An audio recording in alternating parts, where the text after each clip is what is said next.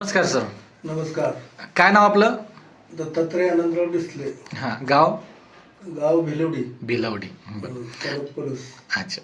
आपल्या समर्थ social foundation न्यूट्रिफिलकडून आपण हे आपलं अँटॉक्स डी आणि अँटॉक्स टी कशा संदर्भात घेतला होता? ते शुगरच्या संदर्भात. शुगरसाठी आपण घेतलं होतं.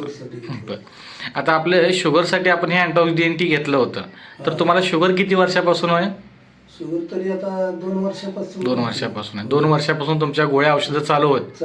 मग गोळ्या औषधं खाऊन पण तुमची शुगर किती झाली होती?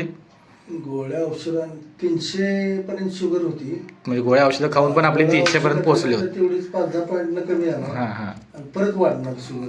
बरोबर. तसा काही फरक म्हणजे नाही. 300 पर्यंत आपली शुगर पोहोचली होती. बरोबर.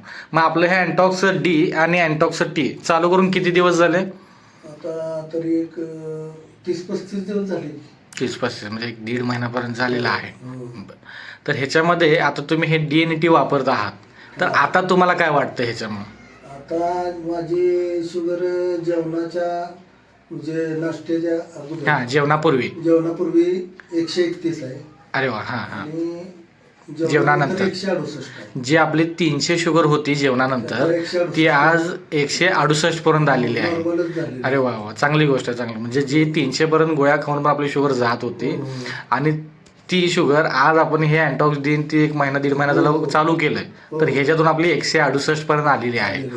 बरं, बाकी तुम्हाला हे चालू करण्याआधी काही शारीरिक त्रासही होत होते का? शारीरिक त्रास म्हणजे थकवा वगैरे जाणवायचा. हा. असं 12-1 वाजले की डोळ्यावर झोप येणार. बरं बरं. झोपणं गरजेचं असतं. हां हां, म्हणजे डोळ्याला झापड यायची. हा, तसं आता काय म्हणजे नाही झोपलं तरी चालतंय, नाही झोपलं तरी एवढं काही शारीरिक त्रास होत नाही त्याचा. होत नाही. म्हणजे आता हे आपण घेतल्यामुळे तुम्हाला आता फ्रेश वाटतंय, तर तरी पण आहे. एकदम fresh बरोबर. म्हणजे आधी जे काही तुम्हाला शारीरिक त्रास होत होते, जे जाणवत होते, हो. ते आता कोणतेही त्रास आता ह्याच्यामध्ये जाणवत नाही. आता एकदम फ्रेश वाटतंय. एखादं कामही तुम्ही फिटनेस आल्यासारखं. हा हा, म्हणजे एकदम बरोबर आहे. फिट झाल्यासारखं असं वाटतंय तुम्हाला. 100%. बर बर बर. नाही, चांगली गोष्ट आहे.